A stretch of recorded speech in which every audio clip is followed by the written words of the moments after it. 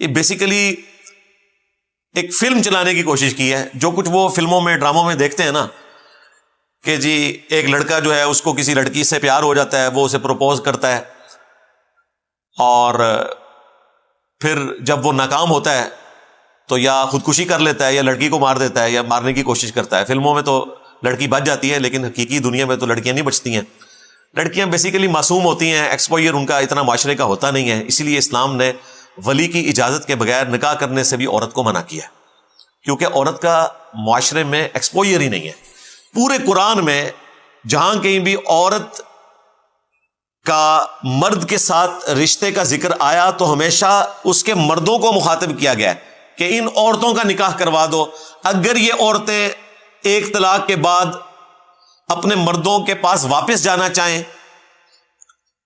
اس period کے اندر جس کے اندر مرد جو ہے وہ رجوع لا سکتا ہے اپنی عورت کی طرف طلاق بائن ہونے سے پہلے, تو تم ان عورتوں کو ان کے خاندوں کے پاس جانے دو. ہمیشہ مردوں کو خطاب کیا گیا ہے. یہ قرآن میں بالکل فٹ ان بیٹھتا ہے. لہٰذا یہ فقہ حنفی نے جو تماشا لگایا, جس کی بنیاد کے اوپر پاکستان میں کورٹ میرج والا سلسلہ شروع ہوا, یہ بالکل فراڈ ہے.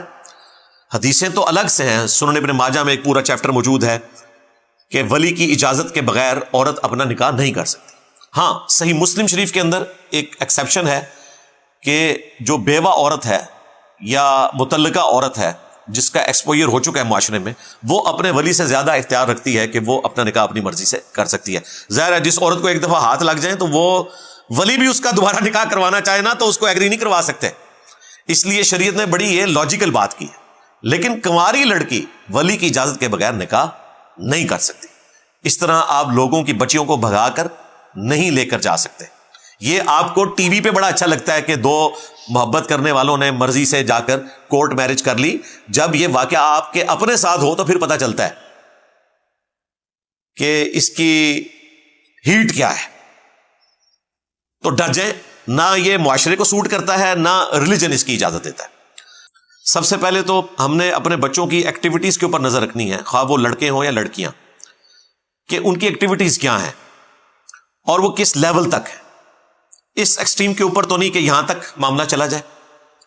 اسی طریقے سے غیرت کے نام کے اوپر قتل کرنا, اسی طریقے سے سوشل میڈیا کی ایکٹیویٹیز کے اوپر نظر نہیں ہوتی, اور کوئی لڑکا کسی لڑکی کو بھگا کر لے جاتا ہے, کورٹ میرج کر لیتا ہے تو وہ دونوں کو قتل کر دیتے ہیں. ہمارے جیلم شہر میں پچھلے دنوں یہ واقعہ ہوا. ہماری اکیڈمی کے ممبر ہیں, یہ سلمان بھائی ہیں میرے ساتھ جو بیٹھے ہیں, ان کے وہ ریلیٹو تھے, اور اس واقعے سے پہلے انہوں نے ان کو سمجھانے کی بھی کوشش کی ہے اس لڑکے کو, لیکن نہیں, خمار تھا, اور پھر الٹیمیٹلی دونوں کو قتل کر دیا غیرت کے نام کے اوپر. تو اس طرح آپ غیرت کے نام کے اوپر کسی کو قتل نہیں کر سکتے. نہ اس کا تعلق ریلیجن کے ساتھ ہے. ہمارے کے پی کے کلچر میں جو کچھ ہوتا ہے, افغانستان میں جو کچھ ہوتا ہے, اس کا تعلق اسلام کے ساتھ نہیں ہے. یہ اسلام کی بدقسمتی ہے کہ یہ چیزیں ان لوگوں نے اڈاپٹ کی ہوئی ہیں کہ جنہوں نے اپنا حلیہ اسلام والا بنایا ہوا ہے اور وہ اسلام کے کھاتے میں پڑ گئے ہیں. داڑھیوں والے اور پگڑیوں والے ہمارے جو پشتون بھائی ہیں جہاں اس قسم کا کلچر پایا جاتا ہے. تو غیرت کے نام کے اوپر بھی آپ قتل نہیں کر سکتے. اسی طریقے سے کراچی میں پچھلے دنوں ایک واقعہ رپورٹ ہوا کہ جی ایک خاوند نے بیوی کے آشنا کو بلا کر اور اسے دھکا دے کر بلڈنگ سے گرایا. پہلے اس کے سر میں اینٹ ماری اور پھر اسے قتل کر دیا. اس نے بدلہ لے لیا. مجھے بتائیں کیا بدلہ لیا؟ پوری زندگی کے لیے اب جیل میں سڑے گا یا پھانسی ہو جائے گی اس کو. اب اس میں سے کیا نکلا؟ اس نے اپنی پوری زندگی برباد کر لی. اینڈ اس کا یہ ہوتا ہے. تو اس طریقے سے کسی نے غیرت دکھانی ہے تو وہ اپنے اوپر غیرت دکھائے اس حوالے سے کہ وہ آخرت اورینٹڈ ہو. رہا ان جرائم کی سزا تو وہ قانوناً آپ نے لے کر چلنا ہے. کورٹ میرج کی سزا یہ نہیں ہے کہ لڑکی اور لڑکے کو قتل کر دیا جائے. اس کی سزا یہ ہے کہ ان کی علیحدگی کروا دی جائے اگر ماں باپ ایگری نہیں کرتے. اسی طریقے سے اگر کوئی آشنا کسی کی بیوی کے ساتھ اٹیچ ہوا ہے تو اس کی سزا یہ نہیں ہے کہ آپ نے ان دونوں کو قتل کر دینا ہے. اس کی سزا یہ ہے کہ آپ ٹھیک ہے اپنی بیوی کو کہیں گے تمہیں شوق ہے اس کے ساتھ رہنا چاہتی ہو تو ٹھیک ہے میں تمہیں معروف طریقے سے چھوڑ دیتا ہوں, جاؤ اس کے ساتھ شادی کر لو, اپنی زندگی برباد کرو. ایسی عورت کو آپ نے رکھ کر بھی کیا کرنا ہے؟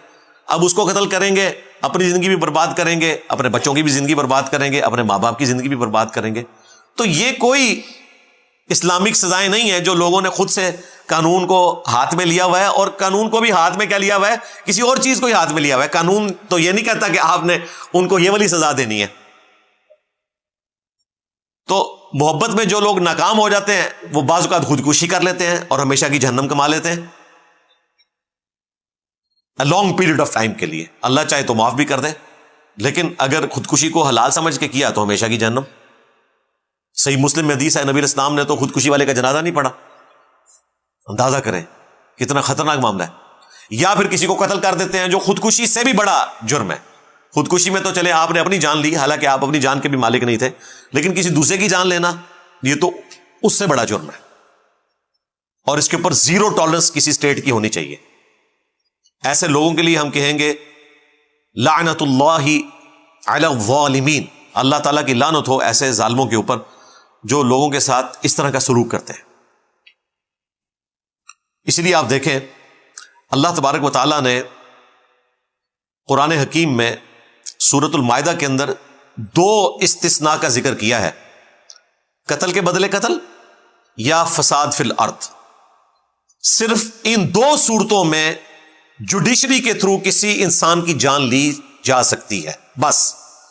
اس کے علاوہ اگر کسی نے کسی انسان کو قتل کیا تو سورۃ المائدہ کی آیت نمبر 32 میں آیا گویا اس نے پوری انسانیت کا قتل کیا. جس نے ایک جان کو قتل کیا، اب وہ جان مسلمان بھی ہو سکتی ہے، نان مسلم بھی ہو سکتی ہے. مسلمان کے قتل کی بات نہیں ہوئی، ایک جان کا قتل. اور جس نے ایک جان کو بچایا گویا اس نے پوری انسانیت کو بچا لیا. حتیٰ کہ صحیح بخاری میں حدیث ہے، اللہ کے محبوب صلی اللہ علیہ وآلہ وسلم نے فرمایا جس نے ایک ذمی کافر کو جو ایک مسلم سٹیٹ کے اندر ٹیکس دے کر رہ رہا تھا، جس طرح یہاں ہزاروں ہندو رہتے ہیں، ہزاروں کرسچنز رہتے ہیں، ان میں سے بھی کسی کو قتل کر دیا مسلمان نے، تو بخاری کے الفاظ ہیں کہ وہ مسلمان بھی جنت میں نہیں جائے گا، بلکہ جنت کی خوشبو بھی نہیں اس کو آئے گی، حالانکہ جنت کی خوشبو 40 سال کی مسافت سے آ رہی ہوگی. قیامت کا دن 50,000 سال کا دن ہے، جب 40 سال باقی رہ جائیں گے تو اہل جنت کو جنت کی خوشبو آنا شروع ہو جائے گی. لیکن جنت کی خوشبو ایسے شخص کو نہیں آئے گی جس نے ایک کافر کو بھی مسلم سٹیٹ کے اندر ناحق قتل کر دیا. مسلمان کا قتل تو بہت بڑے لیول کا جرم ہے. ایک نان مسلم کو بھی اگر آپ نے قتل کر دیا تو آپ کے ساتھ یہ معاملہ ہونے والا ہے. رہا مسلمان کا قتل تو جامعہ ترمذی میں ایک حدیث ہے، اس کی سند پہ اختلاف ہے، لیکن اس کو سپورٹیو سیدنا عمر کا قول ہے صحیح بخاری کے اندر کہ اگر زمین و آسمان کی تمام مخلوقات مل کر صرف ایک مسلمان کو قتل کرتے تو اللہ تبارک و تعالی پوری کائنات کو جہنم میں پھینک دے گا ایک مسلمان کے قتل کے بدلے میں. یہ حدیث کے الفاظ ہیں. یہ حدیث اپنی سند میں کمزور ہے، بعض کے نزدیک حسن درجے کی ہے، لیکن اس کو سپورٹیو صحیح بخاری میں حضرت عمر کا قول ہے. ان کے دور خلافت میں ایک گاؤں تھا صنعاء، وہاں پر رہنے والے چند لوگوں نے، الموطا امام مالک میں پوری تفصیل آتی ہے، 5 یا 7 لوگ تھے وہ، انہوں نے ایک مسلمان کو قتل کیا تو سیدنا عمر نے ان 5 لوگوں کو قتل کروا دیا اور فرمایا کہ اگر پورا گاؤں بھی اس ایک مسلمان کے قتل میں شریک ہوتا تو میں پورے گاؤں کو قتل کروا دیتا اس کے بدلے میں. یہ مسلمانوں کے گاؤں کی بات ہو رہی ہے، نان مسلم کی نہیں، مسلمانوں کے، ایک مسلمان کے قتل کے بدلے میں. اسی لیے دیکھیں اسلام میں اگرچہ مزاج یہ ہے کہ آپ نے معافی کی روش اختیار کرنی ہے، لیکن قتل کے کیس میں اللہ تعالیٰ نے سورۃ البقرہ میں فرمایا وَلَكُمْ فِي الْقِصَاصِ حَيَاةٌ يَا أُولِي الْأَلْبَابِ. قصاص لینے میں، قتل کے بدلے قتل کرنے میں انسانیت کی زندگی چھپی ہوئی ہے اے عقل مندو، تاکہ تم بچ سکو. یعنی اللہ تعالیٰ کہہ رہا ہے کہ قتل کے بدلے قتل ہونا چاہیے، معافی کی روش نہ اختیار کرو، بلڈ منی نہ لو. اگرچہ اس کی اجازت موجود ہے لیکن اسے ڈسکریج کیا گیا، انکریج اس بات کو کیا گیا کہ آپ نے قتل کے بدلے قتل کرنا ہے تاکہ ڈیٹرنس ہو. اگر قاتل کو پتا ہوگا کہ میں نے کچھ عرصے بعد بلڈ منی دے کر چھوٹ جانا ہے تو وہ اگلے قتل کے اوپر شیر ہو جائے گا. اور آپ دیکھتے ہیں کہ جو یہ کرائے کے قاتلین ہیں وہ یہی کچھ کرتے ہیں. ہمارے پولیٹیشنز نے اور مذہبی جماعتوں کے لیڈرز نے اس قسم کے لوگ پالے ہوتے ہیں، اپنے دشمنوں کو وہ ٹارگٹ کلنگ کروا دیتے ہیں، اور پھر بڑے بڑے مہنگے وکیل انہوں نے ہائر کیے ہوتے ہیں. وہ ایسے وکیل ہوتے ہیں جو آگے سے ججز کو ہائر کر لیتے ہیں الٹیمیٹلی ضمانت کروا لیتے ہیں، 4-5 مہینے کے اندر پاکستان میں ضمانت ہو جاتی ہے، یا پھر اسے مجبور کیا جاتا ہے کہ اس کے ورثاء جو ہیں وہ بلڈ منی لے لیں، دیت لے کر اس کو چھوڑ دیں، اور وہ دیت بھی فراڈ مچایا ہوا انہوں نے۔ دیت لینا جائز ہے، سورۃ النساء میں اللہ تعالیٰ نے اس کی اجازت دی ہے کہ آپ بلڈ منی لے سکتے ہیں، لیکن بلڈ منی وہ ہے کتنی؟ وہ پاکستان والی بلڈ منی نہیں ہے۔ سنن نبی داؤد میں 2 حدیثیں موجود ہیں جن میں بلڈ منی آئی ہے 100 اونٹ یا اس کی مالیت۔ آج کی ڈیٹ میں یہ آلموسٹ کوئی 10 کروڑ روپے بنتا ہے اگر آپ 10 لاکھ کا ایک اونٹ لگائیں، یا 200 گائیں، یا 2000 بکریاں، یا ان کے ایکویلنٹ کوئی رقم۔ ہاں، اگر ورثاء اس سے کم پر راضی ہو جائیں تو وہ معروف طریقے سے آپ لے کر چل سکتے ہیں، لیکن بلڈ منی اتنی بنتی ہے۔ اور یہاں پر آپ دیکھیں کہ خون انسان کا کتنا سستا ہے۔ حالانکہ سورۃ النساء میں اللہ تعالیٰ نے فرمایا کہ جس نے ایک مؤمن کو ناحق قتل کیا وہ ہمیشہ کے لیے جہنم میں جائے گا۔ ایک مؤمن کو ناحق قتل کرنے کے بدلے میں ہمیشہ کی جہنم، سورۃ النساء کے الفاظ ہیں، اور اس کو سپورٹی وہ حدیث ہے سنن نبی داؤد کی۔ نبی علیہ السلام نے فرمایا 2 گناہ ایسے ہیں جو اللہ تعالیٰ معاف نہیں فرمائے گا۔ نمبر 1 شرک، جو سورۃ النساء ہی میں آیا، ان اللہ لا یغفر ان یشرک بہ ویغفر ما دون ذلک لمن یشاء، 2 دفعہ آیا، آیت نمبر 48 اور 116 میں، کہ اللہ تعالیٰ شرک کو معاف نہیں کرے گا۔ ہاں، اس کے سوا جتنے گناہ ہیں معاف کر دے گا، لیکن وہ بھی اوپن لائسنس نہیں ہے، جس کے لیے چاہے گا، اور یہ بھی آخرت کا معاملہ ہے، دنیا میں تو معافی ہے۔ یہ جو آیا تھا جس کے لیے چاہے گا، اس میں امپلائڈ تھا کہ جس کے لیے نہیں چاہے گا نہیں معاف کرے گا، تو وہ کون سا گناہ ہے؟ وہ جو سورہ النساء میں آیا کہ مؤمن کا قتل ناحق ہمیشہ کی جہنم، اور ابو داؤد میں اگلے الفاظ ہیں کہ دوسرا گناہ جو ہے وہ قتل ناحق ہے، جو اللہ تعالیٰ قیامت کے دن معاف نہیں کرے گا۔ اسی آیت کے کانٹیکسٹ میں جامعہ ترمذی میں ایک حدیث موجود ہے، ابن عباس رضی اللہ تعالیٰ عنہ کہتے ہیں کہ یہ آیت منسوخ نہیں ہوئی ہوئی کہ جس نے ایک مؤمن کو ناحق قتل کیا وہ ہمیشہ کے لیے جہنم میں ہے۔ سورۃ النساء کی آیت ابن عباس نے تلاوت کی، جو مفسر قرآن تھے صحابہ کرام میں سے، انہوں نے کہا یہ آیت منسوخ نہیں ہے، واقعتاً اس کی سزا ہمیشہ کی جہنم ہے۔ اور پھر انہوں نے نبی علیہ السلام کا فرمان سا ذکر کیا کہ قیامت کے دن مقتول اپنے قاتل کو پیشانی کے بالوں سے پکڑ کر اس حال میں کہ مقتول کے جسم سے خون رواں ہوگا، گھسیٹتا ہوا اللہ کے عرش کے پاس چلا جائے گا اور کہے گا کہ اے اللہ آج مجھے انصاف چاہیے کہ اس نے دنیا میں مجھے ناحق کیوں قتل کیا۔ اس حدیث کے ساتھ ابن عباس کا قول امام ترمذی نے نقل کیا ہے کہ یہ آیت منسوخ نہیں ہے، یعنی دنیا میں معافی تلافی اگر ہو جاتی ہے یا سزا کوئی بھگت لیتا ہے پھر تو ٹھیک ہے، ادروائز اگر کوئی اسی طریقے سے چلا گیا تو آخرت میں وہ مارا گیا، والعیاذ باللہ تعالی۔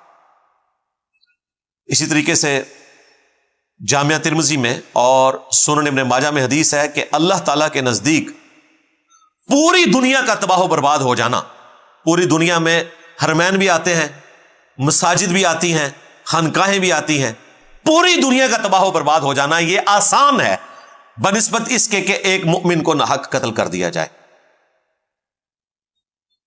اور اس کو سپورٹیو وہ اگلی حدیث جو جامعہ ترمذی میں ہے، سنن ابن ماجہ میں موجود ہے، کہ اللہ تعالیٰ کے نزدیک ایک مؤمن کی حرمت کعبے سے بھی بڑھ کر ہے، یعنی کعبے کی کوئی اینٹ سے اینٹ بجا دے یہ چھوٹا گناہ ہے، ایک مؤمن کا قتل ناحق یہ اس سے بڑا گناہ ہے۔ پھر جامعہ ترمذی میں اور سنن ابن ماجہ میں وہ حدیث موجود ہے جو میں بیان کر چکا کہ قیامت کے دن مقتول اپنے قاتل کو پیشانی کے بالوں سے گھسیٹتا ہوا اللہ کے عرش کے پاس پہنچ جائے گا اور کہے گا اے اللہ آج مجھے بدلہ چاہیے، اس حال میں کہ اس کی رگوں سے خون بہ رہا ہوگا۔ اب مجھے بتائیں جب اس حالت میں کوئی اللہ سے ریکویسٹ کرے گا تو پھر اس کی سنوائی نہیں ہوگی؟ یہ جو حدیث ہے نا جامعہ ترمذی اور ابن ماجہ کی، اس کا ایک طریق سنن نسائی کے اندر آتا ہے، اس میں اس صحابی کے الفاظ ہیں اے حکمرانوں کسی کے قتل کے اوپر معاونت نہ کرو ورنہ قیامت والے دن پکڑے جاؤ گے۔ یعنی اس صحابی نے یہ جو حدیث تھی نا کہ مقتول اپنے قاتل کو گھسیٹ کر لے جائے گا اور اس کے آگے الفاظ ہیں، ابن عباس کہتے ہیں کہ جو سورۃ النساء کی آیت ہے کہ ہمیشہ کی جہنم ہے اس کا ٹھکانہ، وہ منسوخ نہیں ہوئی جو مؤمن کو ناحق قتل کر دے. یہ حدیث سورۃ النساء میں جب آئی ہے تو صحابی کہتے ہیں کہ حکمرانوں کسی کے قتل کے اوپر معاونت مت کرو. اس زمانے میں بھی حکمران یہ کام کیا کرتے تھے. بنو امیہ نے یہی کچھ تو کیا ہے. آپ کو تو صرف ایک قتل حسین نظر آ رہا ہے، اس سے پہلے بھی ان لوگوں نے اپنی رعایا کو ناحق قتل کیا. وہ پھر ٹاپک الگ ہو جائے گا، پھر بات آپ کے ماموں جی کی طرف چلی جائے گی، پھر میں حدیث بخاری مسلم کی شروع کر دوں گا، وہ آپ میرا کربلا والا ریسرچ پیپر پڑھ لیں. تو حکمرانوں کو خصوصاً ڈرایا گیا ہے، اور آج کے حکمران بھی. یہاں تو لوگ لسانیت کی بنیاد کے اوپر، پولیٹیکل ایفیلیشن کی بنیاد کے اوپر، فرقہ واریت کی بنیاد کے اوپر ایک دوسرے کو قتل کر دیتے ہیں، اور وہ سمجھ رہے ہوتے ہیں ہم نے بڑا نیکی کا کام کیا. پکڑے جائیں گے آخر میں. صحیح بخاری اور صحیح مسلم میں حدیث موجود ہے کہ قیامت کے دن سب سے پہلے قتل کے مقدمے کا فیصلہ ہوگا. سنن ابی داؤد میں حدیث ہے کہ قیامت کے دن سب سے پہلے نماز کے بارے میں سوال ہوگا. اب اس میں تطبیق کیا ہے؟ وہ سنن نسائی کے اندر حدیث موجود ہے کہ حقوق اللہ میں سب سے پہلے نماز کے بارے میں سوال ہوگا، اور حقوق العباد میں سب سے پہلے قتل کے مقدمے کا فیصلہ ہوگا. اور قتل کے مقدمے والی حدیث جو ہے وہ بخاری مسلم میں ہے کہ سب سے پہلے قتل کے مقدمے کا قیامت والے دن فیصلہ ہوگا. اس لیے آپ دیکھیں جو یوم النحر کا خطبہ ہے، بائی چانس مجھے یاد آ گیا، بخاری مسلم دونوں میں حدیث موجود ہے. نبی علیہ السلام نے 10 ذوالحجہ 10 ہجری منا کے میدان میں، یعنی یوم عرفہ سے اگلے دن، قربانی والے دن، یوم النحر کا خطبہ دیا. اس میں یہ الفاظ بھی موجود ہے، نبی علیہ السلام نے فرمایا کہ ایک مؤمن کی جان، مال، عزت، آبرو دوسرے مؤمن کے لیے اسی طریقے سے حرام ہے اللہ کے نزدیک جس طرح آج کا یہ دن یوم النحر 10 ذوالحجہ بڑی عید کا دن، اور یہ مہینہ حرمت والا ذوالحجہ کا، اور یہ شہر مکہ جو حرمت والا، جس طرح اللہ کے نزدیک اس کی حرمت ہے اور کوئی پامال کرنے کے لیے تیار نہیں ہوگا کہ کوئی حرم مکہ کی توہین کرے، کوئی حرم والے مہینے میں جنگ کرے، کوئی عید والے دن کی بے حرمتی کرے. اللہ کے نزدیک ایک مؤمن کی جان، مال، عزت، آبرو بھی اسی طریقے سے امپورٹنس رکھتی ہے کہ آپ نے اس کا بھی خیال رکھنا ہے. یہ نبی اسلام نے اس لیے بیان فرمایا کہ عموماً لوگ حقوق اللہ کا تو خیال رکھتے ہیں، حقوق العباد کو بڑا ہلکا جانتے ہیں. وہ سمجھتے ہیں اس سے تو کوئی فرق نہیں پڑتا. خیر ہے، اگر ہم نے کسی کے ساتھ ایسا کوئی معاملہ کر بھی دیا تو کیا فرق پڑتا ہے؟ فرق یہ پڑتا ہے کہ صحیح مسلم میں حدیث ہے، نبی الاسلام نے صحابہ کرام سے پوچھا جانتے ہو مفلس کون ہے؟ صحابہ کرام نے کہا کہ ہم تو مفلس اسی کو سمجھتے ہیں جس کے پاس دنیا کا مال و متاع نہ ہو. ہم بھی ویسے اسی کو سمجھتے ہیں.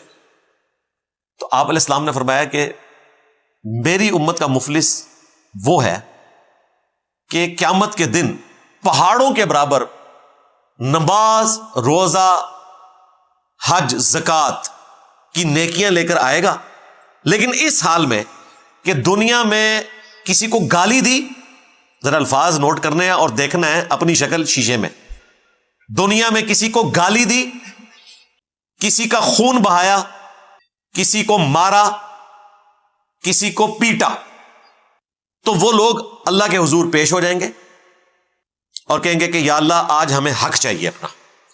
اللہ تعالیٰ فرمائے گا کہ آج تو کرنسی جو ہے وہ نیکیاں ہیں، جاؤ اس کی نیکیوں میں سے لے لو. تو لوگ اس کی نیکیاں لینا شروع کر دیں گے، حتیٰ کہ پہاڑوں کے برابر نماز، روزہ، حج، زکوٰۃ کی نیکیاں ختم، جس کے اوپر اس کو ایک بڑا مان تھا.